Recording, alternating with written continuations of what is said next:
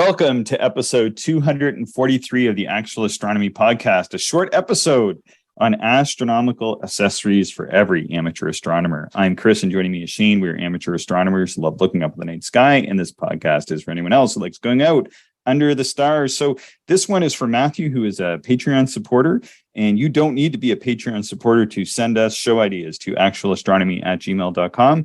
But we certainly do appreciate those who support us through Patreon because, it allows us to do things like have internet in places we didn't have internet last year. And I haven't received any complaints this year about my recording. Have you, Shane? No, I think it's way better than last summer. So that's good. And that is a direct thanks to our Patreon listeners, because without that, I would still be recording on a cell phone in the woods. So thank you to those who've supported us, because it wouldn't be possible to be doing. We probably wouldn't be doing as many episodes. I can say that. So it's enabling us to do that. So that's great. So Shane, Matthew sent us a really interesting email with a variety of topics that he suggested maybe we'd consider covering. And the one that really jumped out at me because of the way that he detailed it was astronomical accessories for amateur astronomers, because some of the stuff I have thought of, I don't think we've discussed. Some of the stuff we have discussed, but it might be worth revisiting. I'm going to take one of the things out now because we're going to do a whole episode on that in a moment. All right. So let's see. What are your must-have accessories or creature comforts when you go observing, Shane? Well, appropriate clothing, got to be warm. So, that varies throughout the year. But, assuming kind of the basics are already there with telescope and tripod and all that,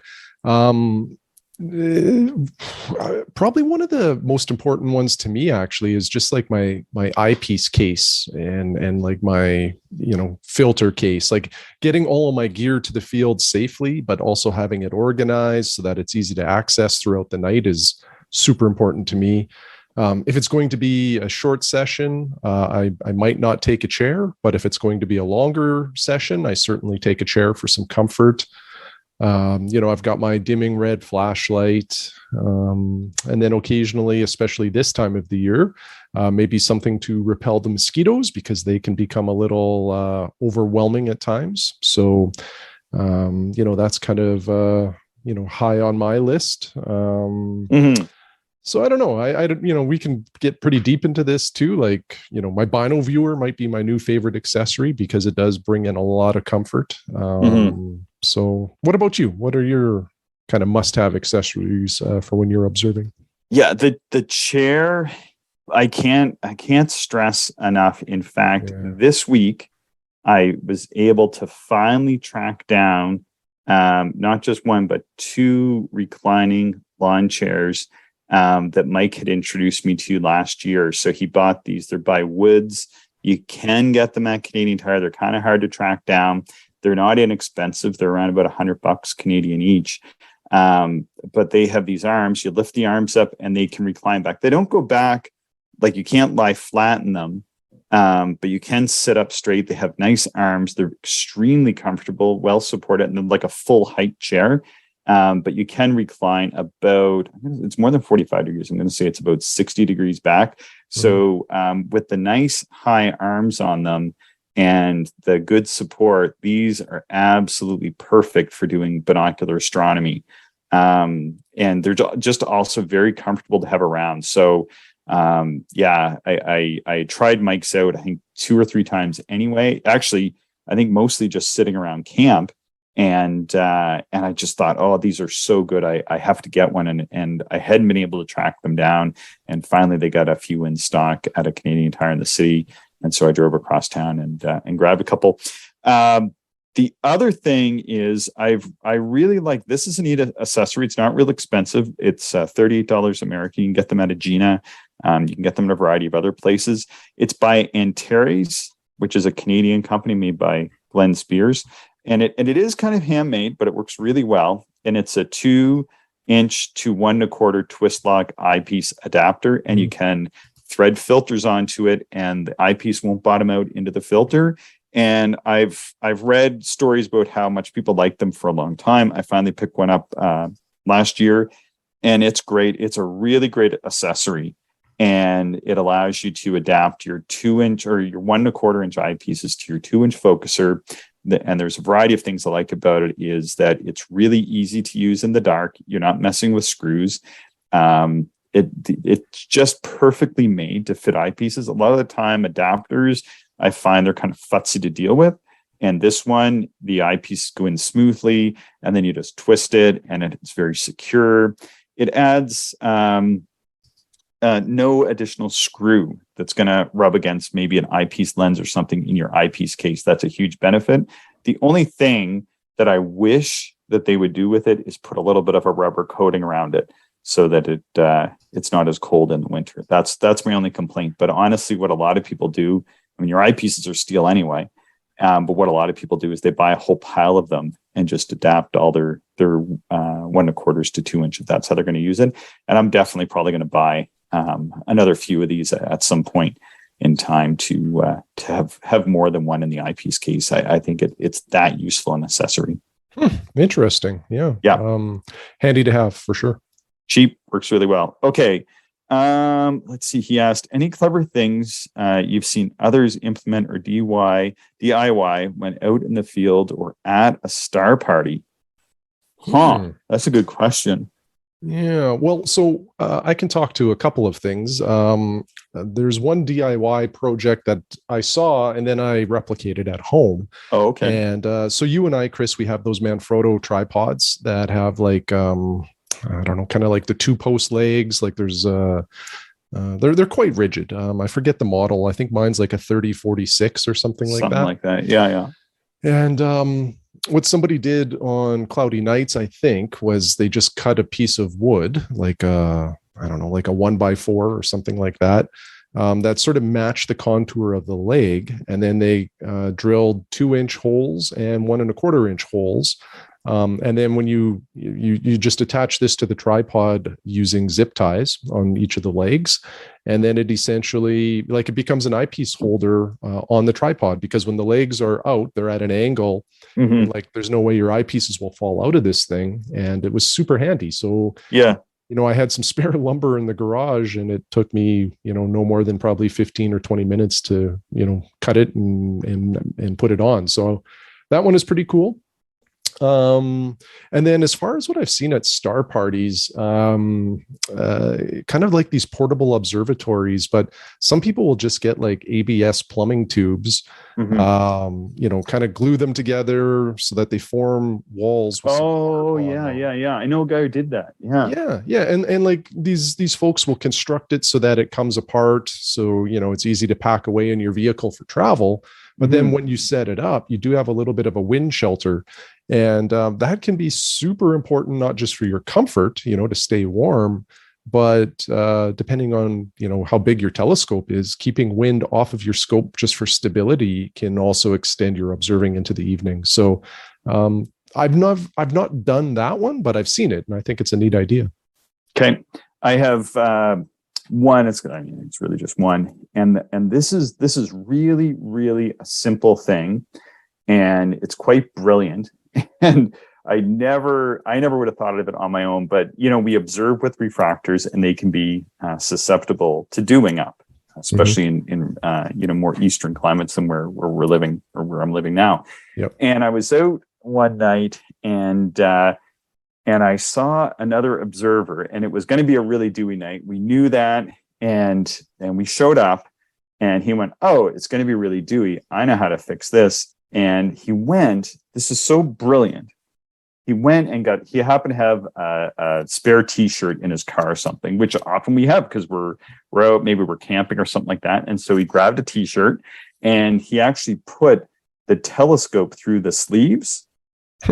And then when he was observing, of course, he would have like the objective end through the sleeve, and so it's not obstructing anything. And then as soon as he like pulled away to like look at a star chart or something, he would just simply pull the sleeve over the end and then pull the other sleeve over the eyepiece. So it's like nice fabric, so it's not going to scratch anything. And it unless it's like so dewy that it's going to soak the t-shirt, This actually, extended a session. Then when it got really dewy, capped up, let that dew fall, pulled the shirt off or whatever, and then, open the scope back up. And then, he really made it for a whole night session. I that night only got through maybe about 45 or 50 minutes, and we observed through his scope for about 3 hours that night. And 3-hour session, that's a good session. We were done anyway, right? Mm-hmm. And he was starting to dew up towards the end. But I remember it was like this horrendously dewy night, and just a simple t-shirt that many people are going to have in the car anyway, and on the refractor, just was such a brilliant idea that I actually went out and I bought like just a goofy t-shirt to have. It was like a tuxedo t-shirt. And I had this in my car because I knew I'm never going to wear this. And I used to have that always in my car. And, you can wash it when it gets dirty. And then, it was like it was like a t-shirt store, but I bought like a high quality t-shirt that I knew would be good around optics. And yeah, I would put my telescope through this on nights that would be really dewy and easy to have in the car and super cheap. And anyway, that's my idea for a simple DIY in the field. Yeah, no, I like that. If you're interested in DIY projects, there's a lot out there for astronomy, making your own chairs, making your own dew heaters. It really just depends on your level of, willingness to take on some of these projects. Some are more complex than others, but there's a lot of neat things out there that people do. Headlamps or flashlights? I prefer the flashlight for sure. Me too. Flashlight with a lanyard, so it goes around your neck. And the big reason for this is sometimes I just put my light on and it's exceptionally low brightness.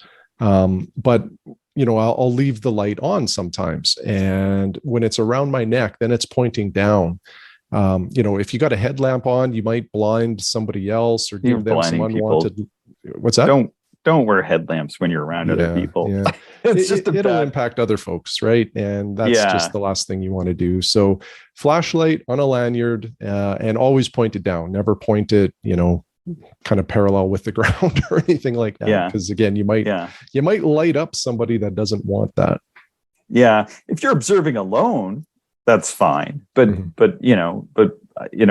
so many times I see people with these headlamps. They're like, I got this headlamp. Isn't it great? And it's like, good for you. Anyway. All right. Eye patches and astronomy hoods / vests. Thoughts on these? Yeah, I've tried the eye patch thing. I just find it very uncomfortable. And because I wear glasses, it's just kind of hard to use in conjunction with glasses. So eye patches, not for me, although some people really do like them. In fact, if you read about folks that chase really, really dim, challenging objects, they're big believers in night patches to get maximum dark adaptation and then preserve it in their observing eye. So, there's merit to it. It just doesn't work for me. And then astronomy hoods, vests. I've kind of looked at these things. I've never purchased one. The hood intrigues me more for solar observing, just to keep the brightness of the sun away from your eye while you're actually looking, because it does help to see more detail on the sun when you do that. But a baseball cap pretty much does the same thing. The brim of the hat blocks that light, and then you're okay. So again, your mileage may vary. Each person has their own preferences, but neither of these really appeal to me. One of Matthew's other suggestions was to have like an optometrist or an ophthalmologist or somebody on. I would like to ask them about that, because my understanding with the way that an eye, like the way that the eye works, is your eyes work in conjunction with one another. People may have noticed this. And as such, because of that, an eye patch over one eye may not have that much of a benefit on preserving night vision. Mm-hmm. Maybe it does. Maybe it's like this really marginal thing. And I guess maybe if you're hunting super faint stuff, maybe that's where it's helpful.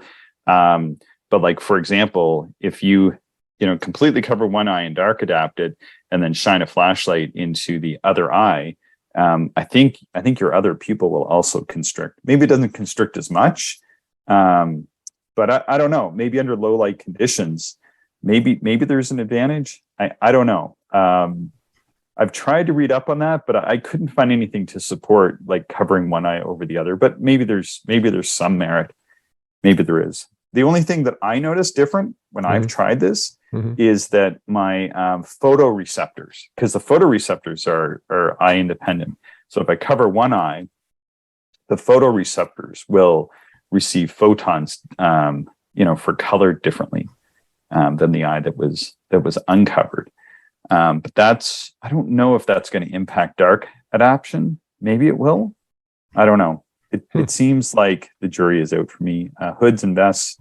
I usually just wear a pair of gloves and then cover around the eyepiece with gloves, and that works pretty good. Slow motion cables. Do you use slow motion cables? I have some of my vintage telescopes. The mounts come with them. They're kind of neat, but they make more sense if you have a real long focal length telescope, because when you have a long telescope, it means you're further away from the mount, so it's harder to reach.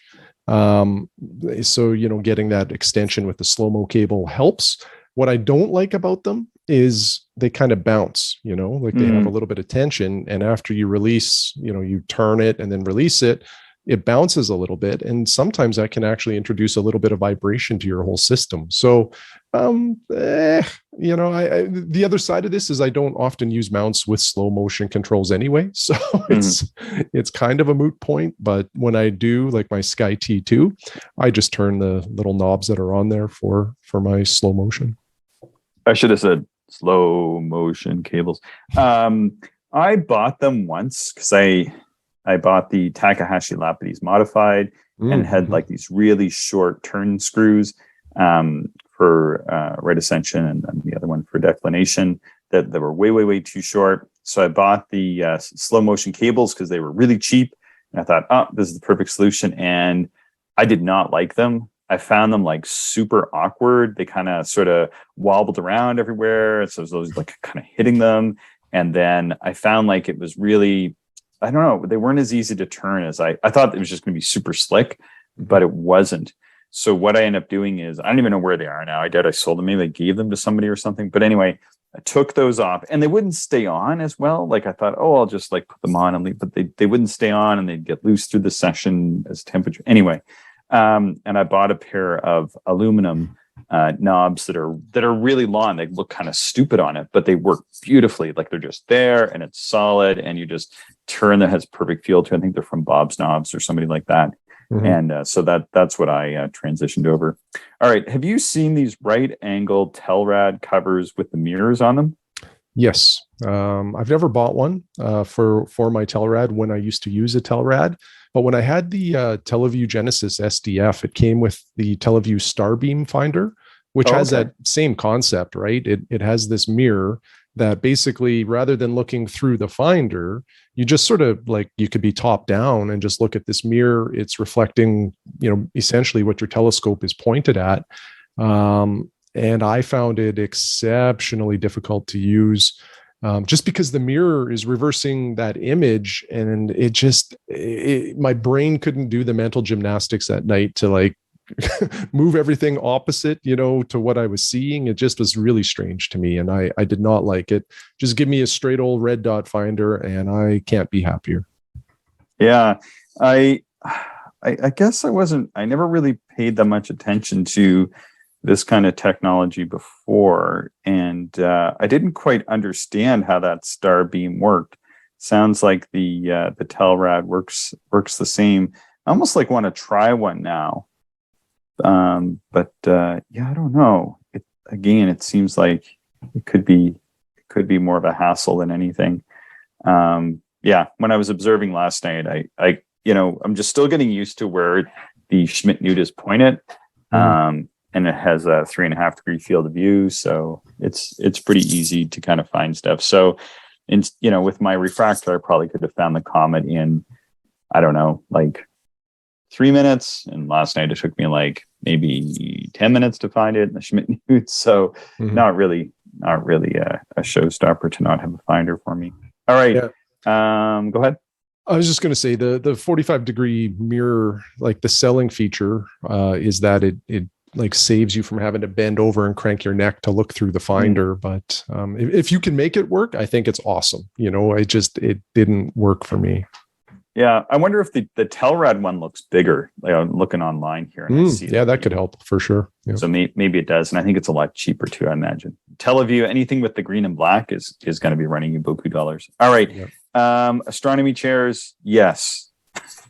yeah, I love it. In fact, I have two. I built one. Like, if you want a DIY project, just do an internet search for the Denver Observer's Chair. You'll find all sorts of plans. I built one of those. It just stays in my backyard all of the time. I don't put it away. And when I observe, it's there and it's ready. And then I have the Burlap one for when I'm doing longer sessions because it's more comfortable. I think chairs and observing is something that people come to far. It takes people far too long to come to them because it doesn't have the same cachet appeal as many of the other things that you might be looking at. But as far as utility in the field, there are a few things that are more useful than having a good observing chair. One, like a good observing chair to have at the telescope, and then a really, really good camp chair that has the ability to recline and is very supportive both for daytime and nighttime use. And to have those two things available to you when you're out observing in the field for those sessions that are longer than an hour. Those are game changers in ways that are difficult to describe. Mm-hmm. No, I agree. My chair is the most important thing to me. It probably, I would say it extends my observing sessions by about 50%. No science behind that, but my back can't take being kind of bent over all night looking through a telescope, whether it's, a Newtonian or a refractor. And sometimes even standing all night, kind of fatigues me. So being able to sit comfortably really adds to the amount of time I can spend observing. Finder scope, straight through, right angle, zero power. What's your preference? My preference is a zero power red dot. That's it. They're light, they're small, they don't take a lot of battery power. And really the point to me of a finder is just to get your telescope pointed at the right part of the sky. So a red dot does that. The straight through finders I find quite uncomfortable. The right angle ones are nice. They provide some magnification, but they're heavier, and I don't know. I like the simplicity of the red dot. It works really well for me. I like my Borg in the right angle configuration with the Amici prism. Mm-hmm. That's my finder. So I used to have zero power. I used to have like a laser pointer finder. But now, I think I've just been doing astronomy so long that I no longer even need, and I did that so much for so many years that I can pretty much take a telescope and point it in that general area of the sky. Mm-hmm. And so if I'm trying to find something that's reasonably bright, like even this comet last night that I couldn't quite get in my binoculars because the moon was already coming up by the time I was getting in the area. I could get my telescope pointed in the general field and kind of then, just sort of eyeball the telescope, or, just look down the tube, just eyeball it. And then just sort of pan around with the with the eyepiece, which is what you would do with the zero power anyway. So I'm sort of at that point. So I would really like to get my finder scope better working with this new setup. Let's see, electronic devices for planning, documenting, journals, forms. Any thoughts on these? Well, I use my iPad and I use Tap Forms. Tap Forms is an app that you can customize the entry. So I've built my own observing logs. So that's how I record all of my observations. And then, part of my planning, I just use Sky Safari, and there's a number of other apps out there, but I only use those at home on the couch. I never use that stuff in the field. No. You and I have said many, many times that, what we really like in the field is just a red or amber flashlight with a star chart, like a paper star chart, or the Pocket Sky Atlas is great as well. Yeah. Yeah, exactly. And I totally agree. I use Sky Safari for planning. I don't use it in the field. And then for journaling, I have swapped. I used to try to make complicated forms and blah, blah, blah, and all this stuff. And now it's not for me. This is my own thing. I'm not a scientist and probably not going to make any discoveries or anything like that. So I just use like a blank sketch pad, and probably like 2/3 of the night I'm doing some sketching, and I enjoy that. Just sort of like, sometimes I'll make a circle on the page, maybe half the time I don't, and just kind of sketch away. It's my own thing. And sometimes they're good, sometimes they're not very good. It's all good. Okay. Anything else to add to this, the astronomical accessory episode? No, that's everything, Chris. All right. Well, Shane, I'm going to thank you and everybody else for listening. And when I conclude, we'll take a 5-minute break and come back. In the meantime, subscribers, thank you so much. If you haven't subscribed, please subscribe. Certainly helps us out quite a bit. We're always happy to receive Patreon support like that from Matthew, who suggested this episode. And you can always reach us with those suggestions to actualastronomy@gmail.com. Thank you, everyone, for listening, and we hope you enjoyed the show.